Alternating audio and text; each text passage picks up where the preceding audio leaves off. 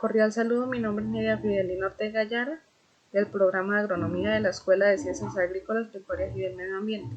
En este video realizaré la socialización de la tarea 2, distinguir el metabolismo microbiano como base de la interacción suelo, microorganismos y plantas.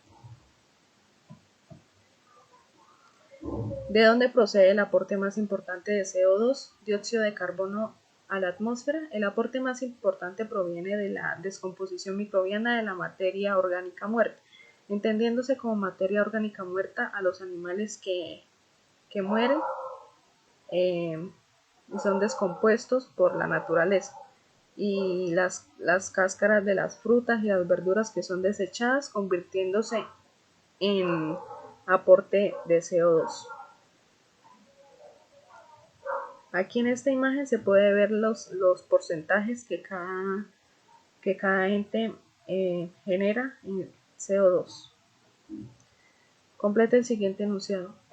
El ciclo redox del carbono comienza con la fijación fotosintética del CO2 dirigida por la energía de la luz. Aquí en la figura compara los procesos autótrofos y heterótrofos. Las flechas amarillas indican oxidaciones y las flechas rojas indican reducciones. ¿Mediante qué tipo de respiración se produce el CO2 de origen microbiano?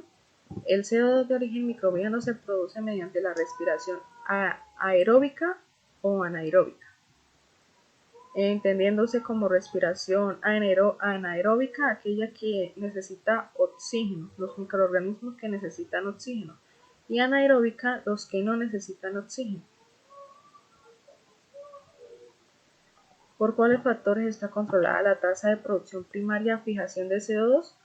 Está controlada por las magnitudes de biomasa fotosintética y la disponibilidad de nitrógeno, principalmente porque mayormente es un factor limitante, y de ahí la reducción de la biomasa. Complete el siguiente enunciado. El sulfuro se forma a partir de la reducción bacteriana del sulfato o por las emisiones de solfataras y volcanes. El ciclo del redox del azufre, las relaciones de oxidación se muestran con las flechas amarillas y las rojas, las relaciones sin cambio, aparecen en blanco. ¿Qué tipo de bacterias utilizan compuestos inorgánicos como fuente de energía? Las bacterias quimiolitótrofos que utilizan compuestos inorgánicos reducidos como sustratos para el metabolismo respiratorio. Las bacterias fitolitótrofos utilizan compuestos inorgánicos como equivalente reductor. Y las bacterias quimiolitoheterótrofos utilizan compuestos inorgánicos para obtener energía, para posteriormente utilizarla en el metabolismo respiratorio. El H2S es un sustrato o un producto de las bacterias reductoras del sulfato. Es un producto de las bacterias quimiolitótrofas, que estas emplean el sulfato como aceptor final de electrones en la fijación de la materia orgánica. En el ciclo del hierro, el F3 más hierro férrico se reduce químicamente mediante respiración anaeróbica. El sulfato férrico se reduce químicamente y mediante un tipo de respiración anaeróbica, entendiéndose como anaeróbica, que realiza la oxidación de alimentos o materia orgánica. ¿A qué se debe que para muchos organismos los fosfonatos se unan sean una fuente de fósforo poco utilizable.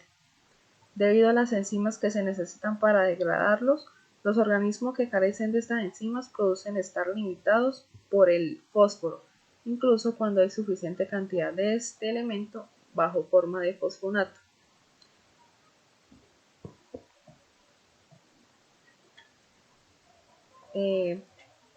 ¿Cuáles son los principales reservorios de calcio en el ciclo bioquímico de este elemento? Los principales reservorios son las rocas calcáreas y el mar. En las rocas calcáreas se encuentra mucho calcio, al igual que el mar, por ser agua salada. La forma principal del nitrógeno en la Tierra es el N2. Debido al triple enlace entre los dos átomos de nitrógeno, solo puede ser usado como fuente de nitrógeno por las bacterias fijadoras de nitrógeno.